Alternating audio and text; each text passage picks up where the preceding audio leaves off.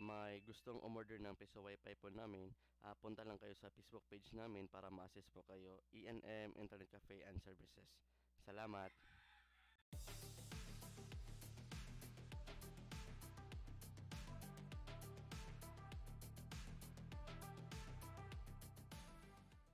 Magandang umaga mga Kaps, ENM TV nagbabalik. Ayan, so ito po yung natira sa harvest namin, isang itlog.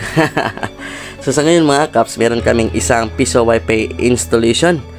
At yung gagamitin namin is Gumusim. Ayan, so B936 modem from Globe. Pero iyan is refurbished, like pwede na magamit ang ibang SIM card o yun, doon po yun namin ilagay yung piso wifi bindo niya. Ayan, so itetest mo na dito sa loob kung malakas ba yung internet connection masasagap namin mga Kaps. Ayan, so ito po yung outdoor antenna.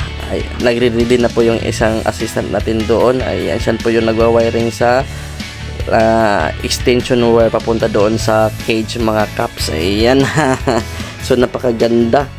At ito po ay SIM-based type na Gumusim yung gagamitin para unlimited pa rin mga Kaps. Ayan, so depende pa rin sa area na kung malakas ba or hindi. So sana malakas ito mga Kaps. So ito po yung Gumusim, ina-activate na po namin yung Gumusim para dito sa kaniyang prepaid modem. Ayan, so meron nang makitang signal. Ayan, 8 Mbps po. Napakalakas mga Kaps. Ayan, so ayos na talaga mga Kaps. So napakaganda. Ayan po. So tinitest na namin, another testing kung ilan ba. So sa ganitong speed is okay na po yan kahit hindi pa nalagyan ng external receiver poster. Oh, diba? Ang ibig sabihin ko is yung mga hybrid receiver antenna, kung may budget is go to parabolic na mga Kaps. So napakaganda na po yan na nasa ibaba lang po is nakakakuha na pa rin kami ng 7 to 10 Mbps mga Kaps. Ayan, so pwede na po yan natin lagyan ng piso wifi. Ayan, so ito po yung mga piso wifi namin. Harvest sa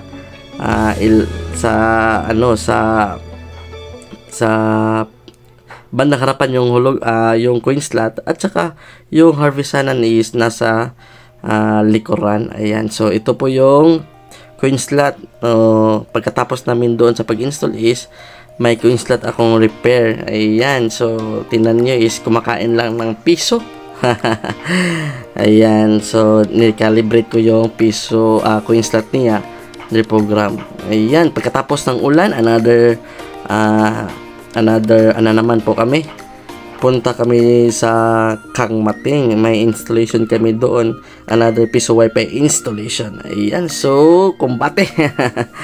Ayan po, medyo mataas-taas din yung lalatagan ng LAN cable papunta doon sa labas mismo niya sa harapan ng shop nila. Ayan, so yung isa naming assistant, ayan, yung isang assistant namin is naglalatag ng LAN cable. So ang gamit namin na LAN cable dito mga Kaps is Cat6 outdoor. Ayan, mas maganda talaga kapag ilalatag natin is yung makapal-kapal na LAN cable. Pwede naman yung mga Cat6 na kulay blue, pero mas prepare ako sa mga itim na LAN cable kasi matibay. Ayan, so ito po yung target namin na yung LAN cable is mapunta sa labas doon kasi yung cage niya. Ayan, so nag-additional na lang po silang ma'am and sir ng meters kung ilan yung additional meters, kasi 10 meters lang yung free namin mga Kaps. Ayan, so para ma-satisfied yung customer natin is gagawan natin yan ng paraan. So ayan po mga Kaps. Ayan, so na-activate na po namin yung piso wifi bindo niya. Napakaayos. Nasa labas at saka pwestong pwesto. Ayan, kitang kita din sa mga client, customer na gustong gumagamit or gustong gagamit ng piso wifi bento nilang Maman Sir.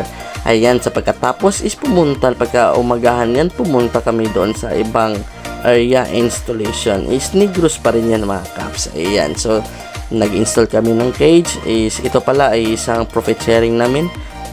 Yung na-upload namin ng mga area na profitable is nilalagyan namin yan mga kaps. Ayan, so pagkatapos is gumawa na naman kami ng isang DIY cage kasi wala pa kaming pambili ng metal. So ito na lang muna mga kaps, may ritaso kami ng mga extra na 2x2. Ayan, so nag-install na kami doon sa ibang area at maraming salamat and God bless.